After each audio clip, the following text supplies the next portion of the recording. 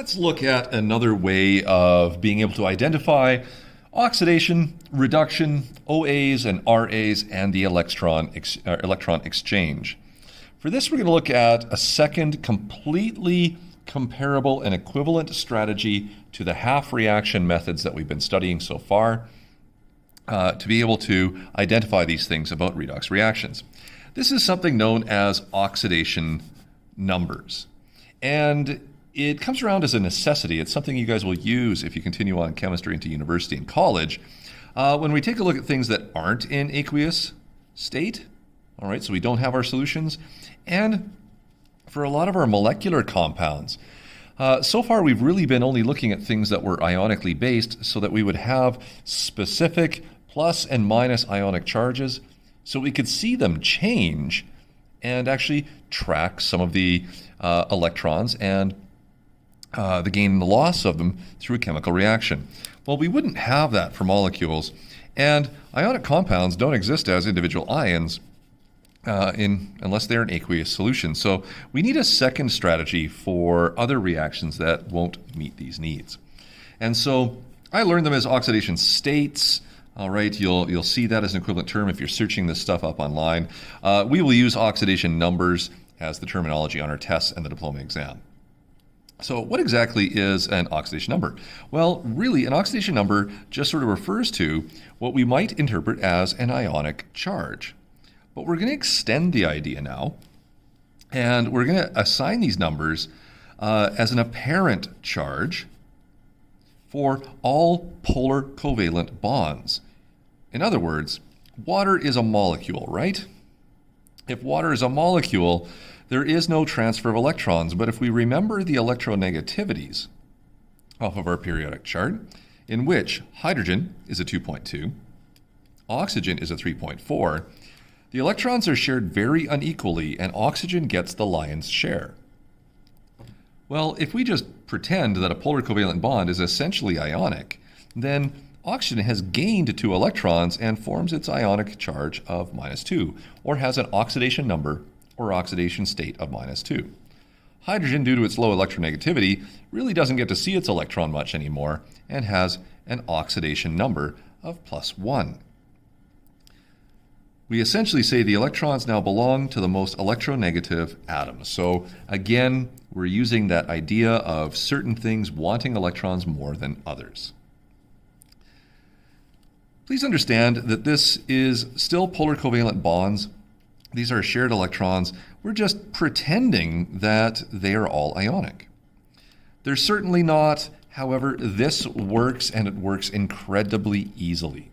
Okay, so don't let this blow your mind. This is fairly simple to do. Most of the things that we look at here under this oxidation number rule are the same numbers that you guys would see when we were doing all of our ionic charges and ionic compound formations and such back in Chem 10 and Chem 20. So we're really not deviating too far from the numbers that you know. Why do we do this? Well, oxidation numbers are really, really useful to identify species that have been oxidized or reduced. If you recall 13.1 and our first discussions on this one, we were taking a look at net ionic equations, and we were actually able to identify gain and loss of electrons based upon the atoms and ions we saw in those net ionic equations. So this is just giving us a strategy in which we can do this to pretty much any equation. Okay? These plus and minus numbers change with the gain or loss of negative electrons. So we can use this to identify oxidation and reduction. We can use it to identify OAs and RAs, and we can also use it to determine the number of electrons gained or lost. So this allows us to do all the things that we've been doing with the entities and construction 5-step methods, with those relative strength tables and the half reactions being added together. This is just kind of a, if you like, even a more simplified way of doing it. We can balance reactions using these oxidation numbers as well, but it would be a different, let's call it a 6-step method. And in Chem 30, it is 100% optional. This is simply because in the Chem 30 program of studies and on its diploma exam, we only ask you to balance through the half reaction method. Oxidation states, You only have to do the first bullet and identify them, come up with them, and determine oxidation reduction from them. You are not required to balance reactions according to oxidation numbers.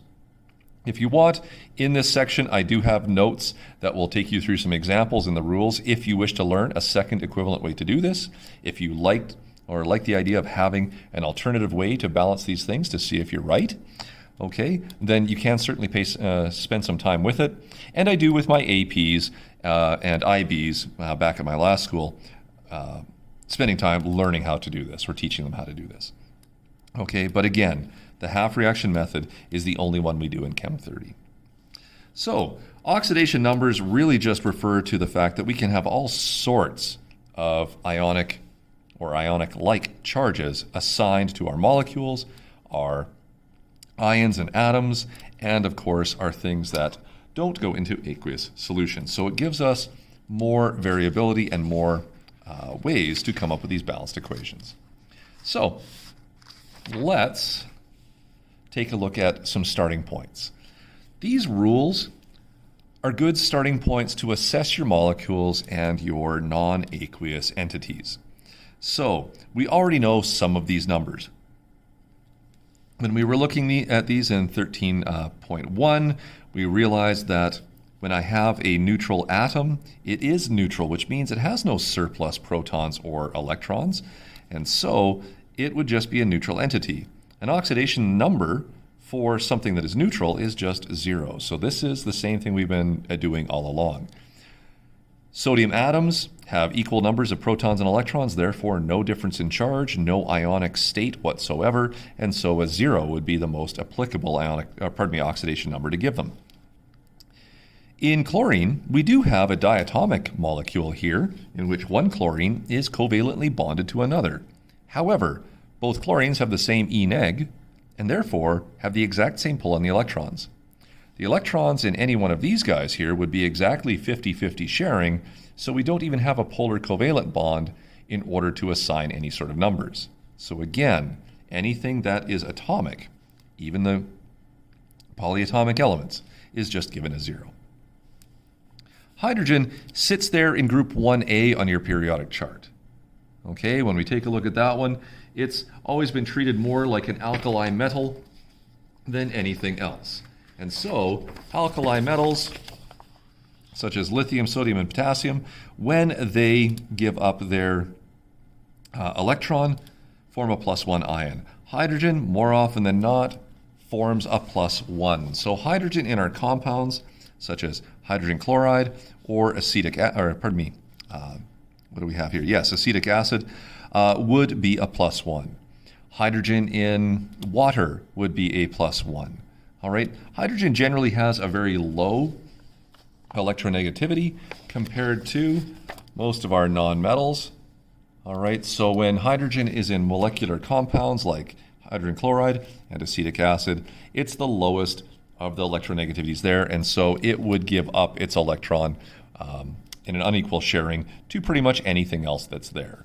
So hydrogen would get an oxidation number of +1, and this is normally how we've treated hydrogen in all of our compounds to date. A metal hydride is a less common compound that we see.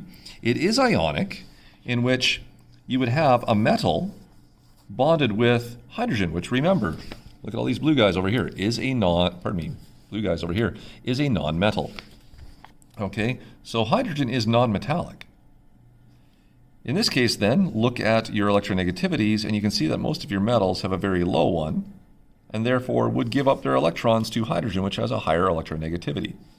So, when dealing with metal hydrides, in which hydrogen is bonded to a metal, hydrogen actually gains the electron in this case, and so we have our first kind of strange exception, or at least something that is behaving a little differently than normal, in which hydrogen would pick up a -1 oxidation number rather than its more typical +1 or neutral 0 if it's atomic. Oxygen is the second most electronegative element on the periodic table, so it often gains, and so in water it would pick up both unequally shared electrons from hydrogen and be a -2. In the permanganate ion, it would also be a -2, and so we see our very common -2 charge for oxygen. Remember, oxygen has 6 valence electrons in its outer ring. It wants 8 to complete that octet, so it needs 2 extra electrons to satisfy its octet rule. Okay, oxygen will more often than not be able to do this. The exception is dealing with peroxides. If you look on your periodic chart, we do have our polyatomic ions, and you will see the peroxide ion right here. The peroxide ion is an O2 grouping with a 2- charge. So how would I share or spread a -2 charge over 2 equal atoms? Well, logically states then, -2 divided by 2 would be -1. Each oxygen has a -1 charge. And so for our peroxides, we see, again, a rare exception to oxygen's typical behavior, and it shows up as a -1 rather than a -2. And so we would remember if we see peroxide ion or something that is stated as a peroxide like hydrogen peroxide here, oxygen is going to have a different oxidation number. The rest stays the same, guys. All ionic compounds actually have charges that you remember from Chem 10 and the Chem 20 review, and so it's just the charge on the ions. In sodium chloride, you have a cation and an anion. The sodium cation is a +1 because it's an alkali metal. It has 1 extra electron in its valence. It gives that up. It typically forms a +1. The sulfide and aluminum sulfide. Sulfide is sitting there in group 6. It needs 2 extra electrons. Aluminum is a metal. It's happy to give them up. And so sulfide has its typical charge. Ionic compounds have the oxidation numbers of their ionic charges. No difference there. Remember that compound formation is to form a neutral compound. All right, so what we would do in an ionic compound is find that neutral ratio. It takes 2 Al3+ ions to balance out 3 S2- ions. So you get a lowest common multiple of 6, and so it takes these 2 to come up with that neutral ratio. We remember this from Chem 10. So in any of these things, most of our compounds are neutral, so the sum of all of the oxidation numbers we would see balances out to 0. For example, we said oxygen, unless it's in a peroxide, is -2. I have 2 negative charges here, and there are 2 of these oxygens in carbon dioxide. I have a total of -4. 1 carbon to balance that out to neutral would have to make carbon a +4, which is something we haven't really seen before. Polyatomic ions are just failed molecules, and so they hold surplus charges, so they don't balance to 0. They balance to that surplus charge. Okay, some other helpful hints. Don't forget to ask yourself once in a while, is this compound that you're assessing ionic? Because ionics actually have cations and anions with known charges. Does the compound contain fluorine? This can be really helpful for you. Remember, fluorine is the most electronegative atom on the periodic table, so if you're dealing with fluorine in a molecule, it will always win the electrons in any polar covalent sharing. And so fluorine will always form a -1 oxidation number if it is in a polar covalent arrangement. And if you're totally lost, don't forget, we've been talking about those electronegativities. All of this idea and this theory is based upon the electronegativity differences and the unequal sharing of electrons that can give us an apparent charge. Okay, this makes most sense if we go straight to the examples, and we'll do a few together here. And so you'll see these on your printout. Let's take a look at a few of these. All right, here we have nitrogen trifluoride. Now, we do have our starting points. And so is fluorine any one of our starting points? No, not here in the table, but fluorine is involved in a compound here. Let's take a look at the compound. Nitrogen is nonmetal, fluorine is nonmetal, so nitrogen fluoride has fluorine involved in a molecule, which means we're going to have a sharing of electrons. Fluorine has an electronegativity of 4.0. Nitrogen's is much less than that at 3.0. So where do the electrons want to hang out? They want to hang out with fluorine. Like I said, fluorine always wins. So each fluorine would pick up 1 negative electron.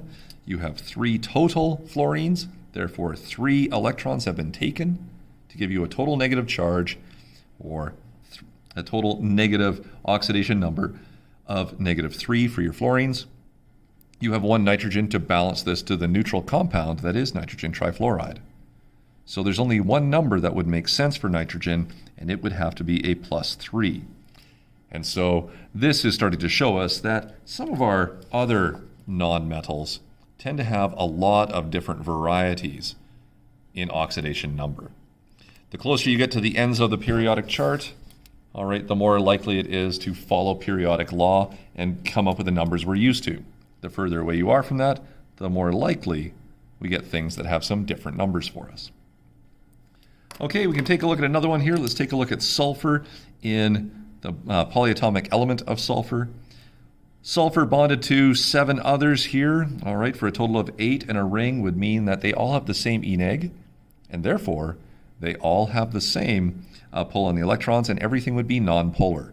So no unequal sharing means no unequal charge. You would be at a 0 for anything elemental.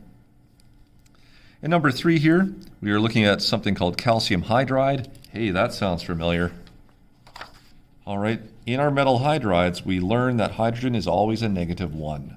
So, hydrogen, identified as a nonmetal by being written second, identified as a metal hydride because it's bonded to a metal, tells me that hydrogen is -1. Okay, we could go further here. I have 2 -1 hydrogens, therefore calcium has to be +2, which is the ionic charge we're pretty familiar with for calcium. Here we have chromate ion, and I have oxygen in my chromate here. It doesn't sound like anything that sounds like peroxide, because it isn't. And so oxygen typically forms a -2 oxidation number. Okay, so how many -2 oxygens do I have? I have 4 of them for a total of -8 in this compound. I have 1 chromium to balance this out with, but I'm not balancing to 0, I'm balancing to -2. So it's kind of an algebra term here. I have 1 chromium, I'll just call it X, plus the -8 charges that I have for all of my oxygens is equal to -2. So ask yourself, what would you add to -8 in order to be able to get -2? Well, you can move the algebra around or just rationalize that it would have to be +6. Okay, so it's really just simple math, and we're using those starting points that I gave you, our knowledge of ionic compounds, and also our knowledge of fluorine in the molecules to be able to come up with this. It's, again, all electronegativity, and we're extending the idea that polar covalent bonds could be described as ionic bonds to help give us numbers to use for oxidation reduction and electron exchange. All right, we'll quickly go through 4 more here, and then I'll have you guys do these before we check in for a new video. So we want to know this one. I've got hydrogen, chlorine, and oxygen. All right, starting points that I have, out of that list of 3, I know about hydrogen and I know about oxygen, so I can assign their numbers quite easily. Oxygen and hydrogen often become our starting points. So oxygen here is a -2 because it's not a peroxide. This is just perchloric acid. And hydrogen, again, not bonded to any metals here, is going to be its typical +1. So what does chlorine have to be in this one to balance out to a neutral compound? Because I don't see any sort of surplus charge here. 4 -2 ions is a -8. With a +1, what does the positive charge of chlorine have to be to balance this out? All right, +1, -8, I need a +7. And that's a strange number for chlorine.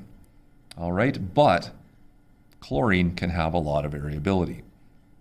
Most of our nonmetals and most of our metals can have a lot of variability.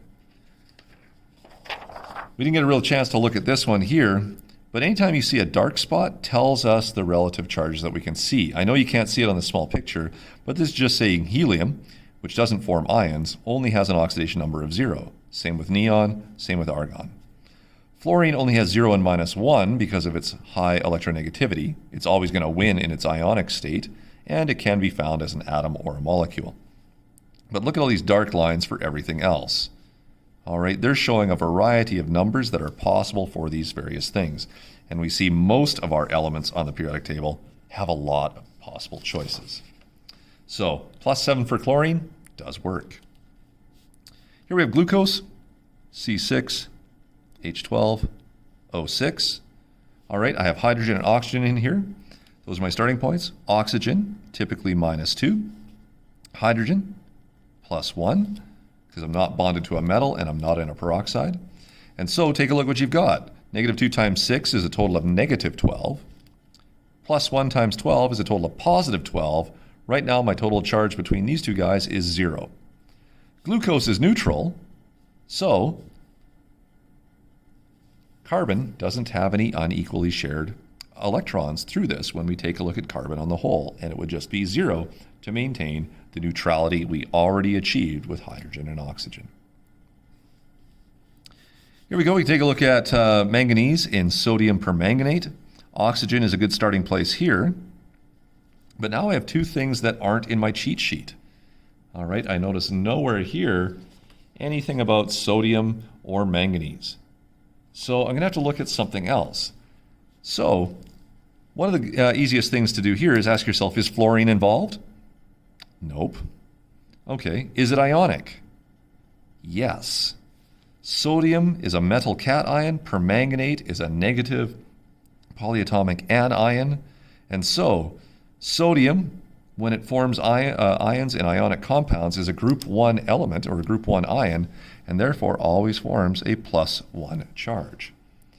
So my knowledge of ionic compounds allowed me here to figure out what sodium has to be. Now I can figure out what manganese is. I have 4 -2 charges for a total of -8. I have 1 +1 charge to give me a total of -7. I need to get to neutral, so manganese has no choice but to be +7. Finally, one more to look at. I have hydrogen here in something called butane that is not a metal hydride, so hydrogen behaves as normal. It has a +1. I now have 10 of them. Okay, so I have a total of +10 with my hydrogens. This has to be balanced out by 4 carbons. Does 4 divide into 10 equally? No, it does not. Okay, so because it doesn't divide in equally and give us a whole number like we've had for some of our other ones over here, okay, then we have no choice but to have a fractional oxidation number here. And so if I have +10, then I'm going to have to put this into lowest terms, and that would be, what do we have here, 5/2. And remember, you have positive charge with your hydrogen, so I will need negative charges with my carbon. And so I can, every once in a while, see a fractional oxidation number for things in which I have many of the one thing dividing into something else and a total charge, just not to create a whole number. Okay, so there's 8 examples for you guys to refer to. If I were you, I would take some time, read through 583 to 585, look at the textbook examples and how they proceed through it. Okay, that can be helpful. Look at their examples, and you can try some of the ones in 585 as you like, or if you like. And then here, I will come back to these and lead off the next video here with the solutions to these guys. And then we will move on with the remainder of 13.3. Okay, good luck with these. I hope they work out really well for you, and we'll see so in the next video, which is lesson 2 of 13.3.